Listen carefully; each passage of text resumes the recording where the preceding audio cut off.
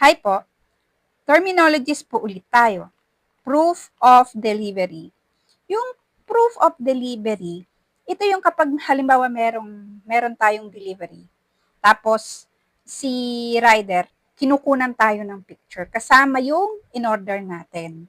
So, that's proof of delivery na kailangan nilang i-upload para mapatunayan na yung i-deliver at yung in-order ni buyer is katunayan ng natanggap na niya at i-deliver mismo sa bahay.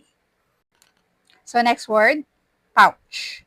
Ito yung ginagamit ng mga seller para ibalot yung kanilang mga orders.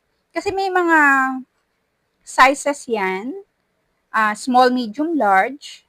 Minsan may extra large. So yan yung mga ginagamit ng seller para doon iligay at ibalot at lagyan ng seal o is-sealed, maipa-ship at para ma-deliver doon kay buyer. Yun yung plastic na pouch, yung plastic na bag. Basta doon niya ilalagay o ididikit yung airway bill. So next, courier. Sila yung nagpi-pick up sa bahay ni seller, nagdadala o naghahatid o nagdi-deliver ng order natin mismo dito sa bahay natin.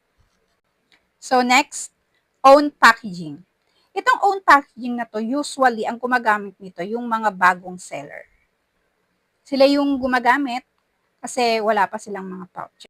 Yung mga matatagal din na seller, kasi mas maganda yan, lalo na kapag ang order is medyo malaki. Tapos lalagyan mo yan ng bubble wrap para ma-secured yung order. Ako usually, mas gusto ko si own packaging eh. Mas gusto ko siya kaysa sa pouch. Kasi si pouch, may limitation yung size. Minsan hindi kasya.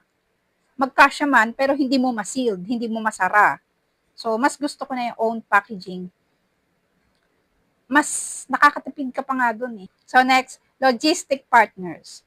Ito yung mga delivery companies na nakipag-collab, na nakipag-partner sa platform o kay Shopee. Ito yung mga courier like JNT, Flash, YTO. Kasi si Shopee Express is an internal courier. Exclusive siya. Kaya Shopee talaga siya. So, hindi siya partnered. Kumbaga parang yung Shopee Express is talagang kay Shopee yun.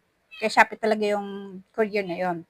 Ang mga logistic partners, JNT, Flash, at saka yung mga may YTO. Pero pag ako nag-order, gusto ko si JNT. Pero ewan ko lang kung nandiyan pa si YTO kasi minsan wala sa wala kapag nag-order ako, wala siya sa choices pag nagpapalit ako ng shipping information. Pero depende yata yan sa location o sa area kung available ba ang YTO o hindi.